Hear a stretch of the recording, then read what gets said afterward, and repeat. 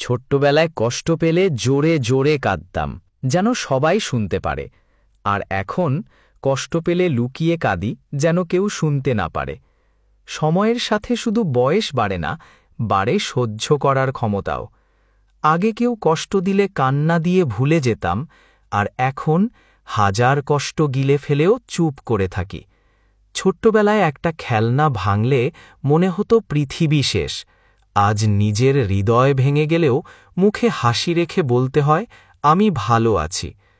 বড় হওয়ার মানে এই না যে কাঁদার কারণ কমে গেছে, বরং কাঁদার মানুষ কমে গেছে। যাদের সামনে একসময় চোখের পানি ফেলতাম, তারা আজ চোখের পানি দেখলে অন্য দিকে তাকায়।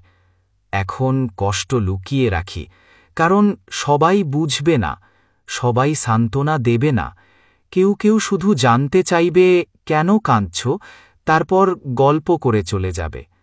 তাই আজকাল কান্না করি শুধু আল্লাহর সামনে, কারণ তিনিই একমাত্র জানেন এই নীরব চোখের পানির পেছনে কতটা ভাঙা মন লুকিয়ে আছে।